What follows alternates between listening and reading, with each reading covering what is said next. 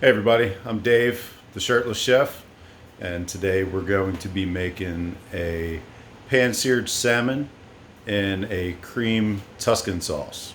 It's going to be amazing. Alright guys, so the first thing we're going to do is we got a nice piece of salmon. It was a whole big salmon fillet, Sockeye, wild caught, and if you care, I got it from Costco. I've already taken it out of the packaging, patted it dry. That's going to be important later when we put it in the oil. And I have divided it into 5 pieces. I only have 3 on the cutting board. The other 2 you probably won't see. So what I'm going to do first, after I've cut up my salmon, I'm going to use my stupid fingers here. I'm going to salt and pepper on both sides. This is kosher salt. Makes a nice little crust. So, salt and pepper. You can be as generous or as sparing as you like. It's up to you, your flavor, your taste. Flesh side, and well, now I've touched that. So let me get a rinse here. All right, and then skin side.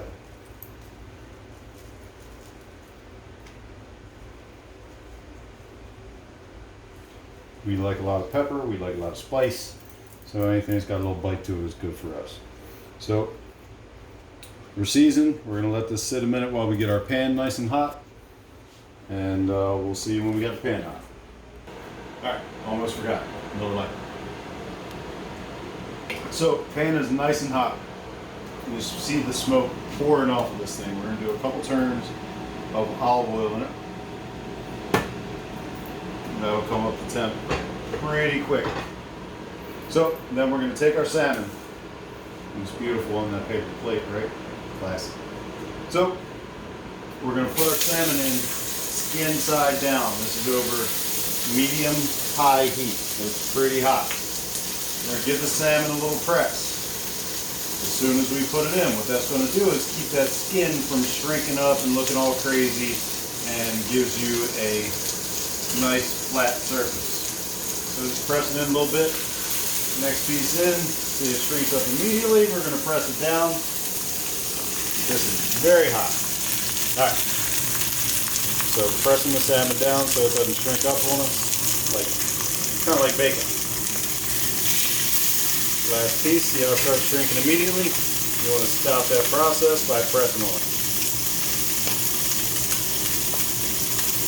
This will take about 3 to 4 minutes to get a nice sear on the salmon. And then we'll be ready to flip. The second side doesn't take nearly as long. So I'm not going to make you watch this for 4 minutes.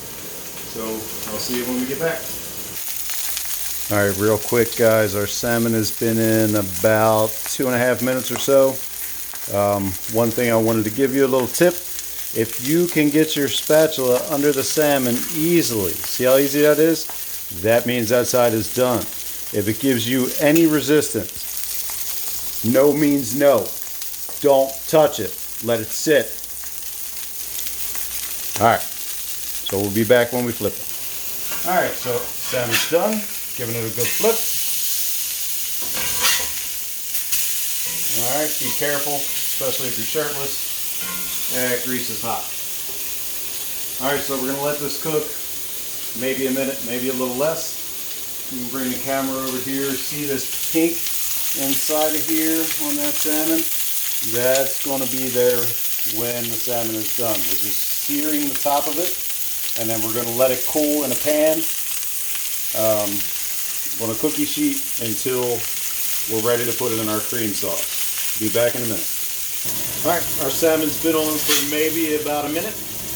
On that second side, we're going to give it a toss, and that looks gorgeous.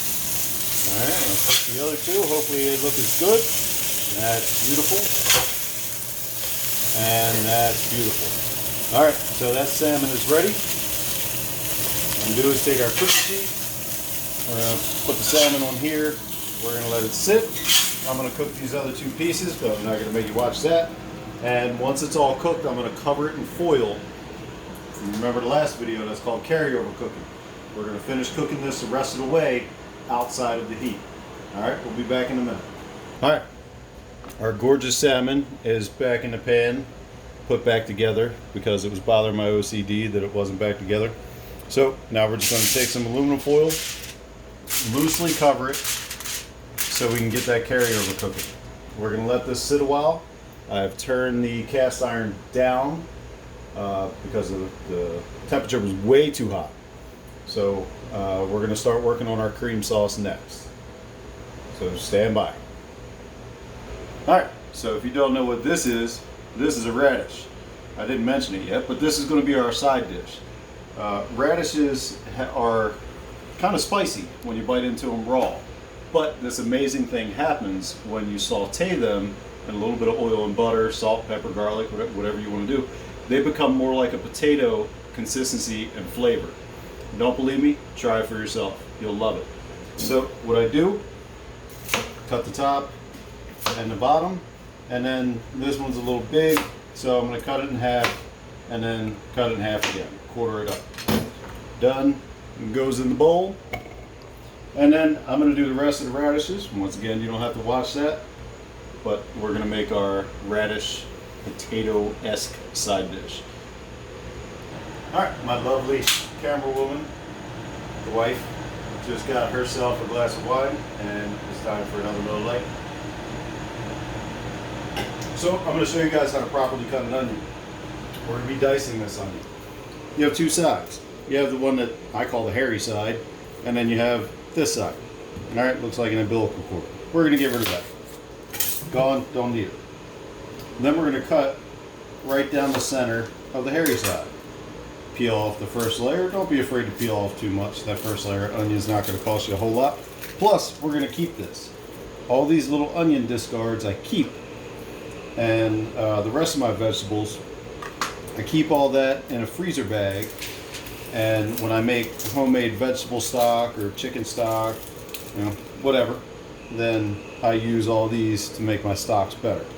Alright, so now that we have our onion halved, remember we left the hairy side on. Alright, this one's kind of small. If it was a larger onion, I would cut in the center most of the way through. But this one's kind of small, so I'm just going to slice this way, almost all the way to the hairy end. And then I'm going to come in this way and bam, diced onion, ready to go. Alright, show you one more time. Cut in here, almost all the way through, but not. And then slice to the thickness of your liking. Alright, save those guys, are going to go in the veggie stock, and that's it. That's all you do for your onion. Now what we're going to do is move this, well, gotta add some butter. Can't forget the butter. Yeah. We love butter in our house.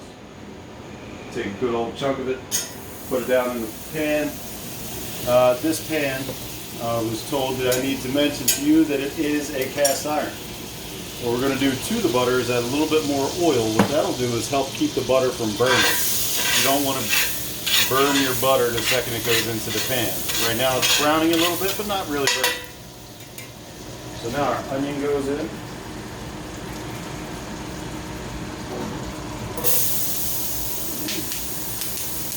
Popping a little bit, that's a lot of hot oil and butter, and onion is very juicy and wet.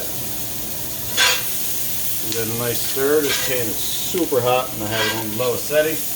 Cast irons, if you don't know, if you take care of them right, they will belong to your grandkids one day, so make sure you take care of them. And I'll do another video on that later. We're going to keep these moving around in this hot pan so they don't burn. We don't want them too crispy. And we're going to move on to the next step, which is going to be slicing up our tomatoes that the wife and I grow in our backyard garden. So stay tuned and I'll show you that. Alright, so I neglected to say that the onions are for building our sauce. Alright, so we got our onion in. What we're going to do is take my favorite little cheat, my squeezy garlic, because who's got time to chop all that garlic. We're going to put in about 5 or 6 cloves worth. There's a lot of salmon, and there's going to be a lot of sauce. So we got a lot of garlic. Pan heat has come way down. I had to take it off for a minute while you guys weren't watching because the onions were cooking way too fast. But now they're getting to the consistency I want. Garlic, however, cooks very quickly and you can burn it very easily. If you burn your garlic, it's not going to taste very good. So we got the garlic in, the flavors are starting to marry. Now what we're going to do is add our tomatoes. Like I said, these are tomatoes that came from our garden. They are delicious. These are Romas. They are very meaty. Not a whole lot of juice or seeds. A lot of meat in these tomatoes. Alright, we're going to let them cook for a minute. And when we get back, we'll be ready to add our spinach. So stay tuned. Alright, so we have some white wine. This is a Pinot Grigio. It's kind of dry. It's not too bad. It's not crazy dry. But usually I would use this to deglaze the pans. That means just getting the little sticky bits up and all that. But since this is a fairly new cast iron skillet, nothing is sticking to it. So it wasn't a whole lot to deglaze. So we're going to add this for flavor purposes for the sauce. Just maybe 1/4 cup. And we're going to let that go. It's going to start bubbling. It's going to take all that alcohol off in case you're worried about getting your kids drunk. That won't happen. And cook off all that alcohol. Now that that's in there, see how it's bubbling? We're going to start adding our spinach. Now I like my spinach cooked down a little bit. If you like your spinach less cooked, then you can add this later after you add your cream. So like I said, I like mine cooked down a little bit. Do 3½ handfuls. It looks like a lot, but once it cooks down, it's not going to be a lot at all. I can cook this whole thing down and fit it in a cereal bowl. So add it to your liking and cook it to your liking. You can already see if I turn some of it over that it's starting to wilt. It doesn't take long at all for the spinach. So when the spinach is about done, I'm going to be adding some cream and some Parmesan Romano cheese for our sauce. So sit tight and I'll be right back with you. Our sauce is looking like right now the tomatoes are near cooked to perfection, and so is the spinach. We're still bubbling a little bit, a little simmer. So we are about ready for our cream. This is heavy whipping cream. You can use heavy whipping cream mixed with milk, which is basically 1/2 and 1/2, or you could just use 1/2 and 1/2, or I'm using whipping cream. This is probably 1.5 cups. We'll call it that. All right, so whipping cream is in. This is going to give us that nice, thick, creamy sauce. I'm actually going to add a little bit more, so we'll call it 2 cups. All right, that's our 2 cups. Once again, I don't measure anything, so I can give you all the ingredients.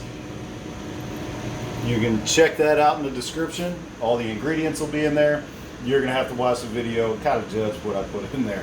I give you as best I can, but I don't measure anything, like I said. So, sauce is starting to come together. You can see it's already starting to thicken up a little bit. So, once that starts to bubble, we're going to add our Parmesan Romano cheese. So stand by for that. First things first. Oh God, that's good. I told you we like things spicy around here. So I'm going to do about, I don't know, a teaspoon of crushed red pepper right in there. Drop that. We don't need that. All right. So we got our crushed red pepper in here. So I got my little spoon handy. So I'm going to give this sauce a taste. Careful, it's hot. Bubbling milk is hotter than bubbling water. All right, so that needs more salt. So tasting as you go is extremely important because you don't want table salt. Like, table salt is never an option in our house. There is no salt on the table. If you need to put salt on my food, you have problems. I make sure it's extremely flavorful and it's good and the salt content's not too high.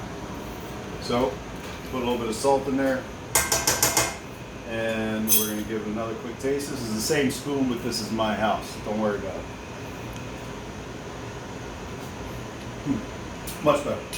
Much better. We're going to give it a little pepper too. Alright, call that a day. Now, I got this giant bag of Parmesan Romano because I shop at Costco and they don't make little things. So, because I got a giant bag, I'm going to take a giant fistful. I don't know how much that is, maybe a cup. It's going right in. And we're going to give this a turn. This is going to thicken your sauce pretty quickly. So, move that cheese around. You can do the sauce to your thickness, to your liking. Just remember that as it cools, it will thicken even more. So don't make it in the pan to where you like it. Make it in the pan just shy of where you like it because it's going to come up in temperature and it's going to thicken up on you.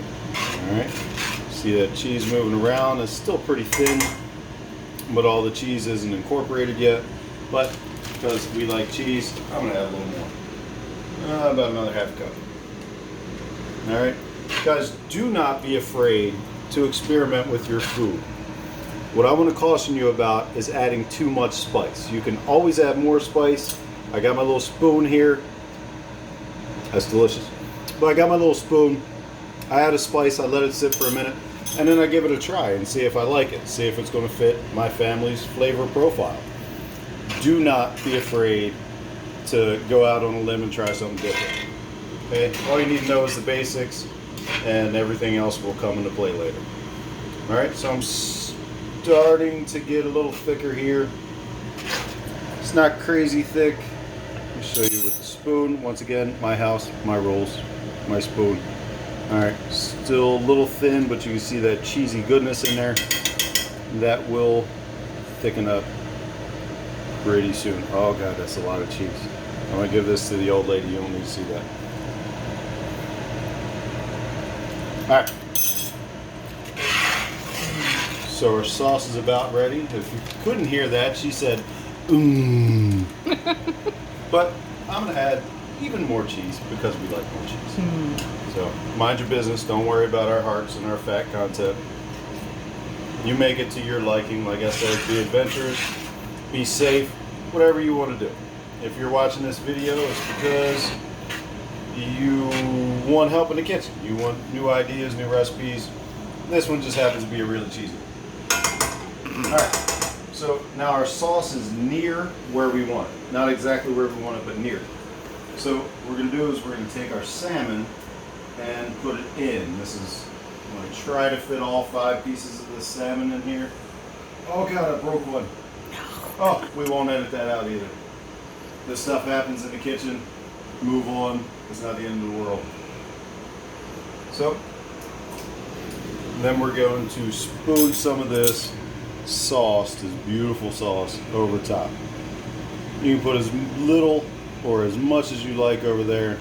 And spoon a little bit on.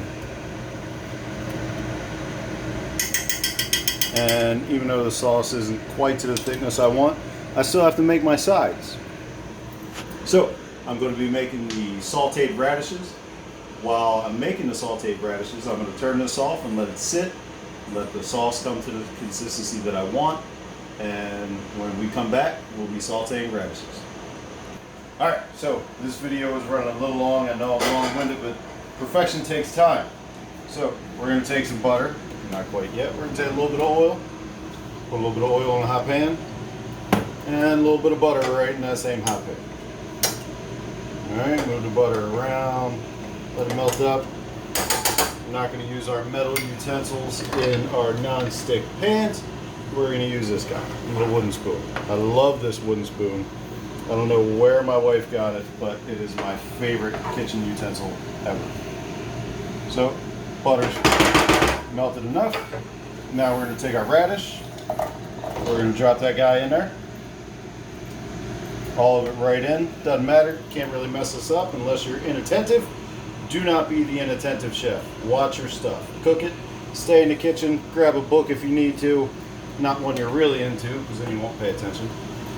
A little bit of garlic, a little bit of salt, a little bit of pepper, and that is all you need. I'm going to saute these for about 5, 7, 10 minutes. Some of the pieces are a little big. And where are we at? We're on kind of medium low. Saute them however you want. Just don't keep your temperature too high. You're going to get them to your likeness. They should be fork tender. Next time you see me, these will be fork tender, and we'll be getting ready to plate.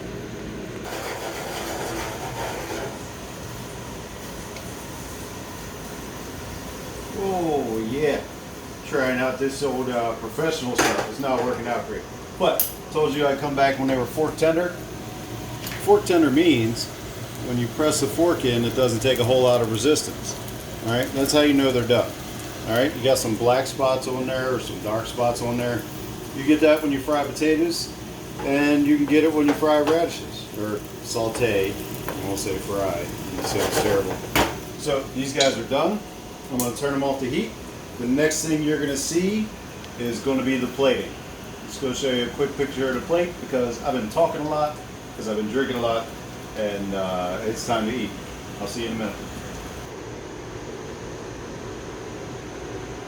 Alrighty, and this is our final product. Look how gorgeous that looks. Seafood is never complete without a little spritz of lemon. Squeeze a little bit over the top, and we're going to add another little piece down on there for a garnish. I promise you, if you make this for your family, they're going to enjoy a low-carb, healthy, tasty meal. All right, I'll see you guys again for the next video. Signing out.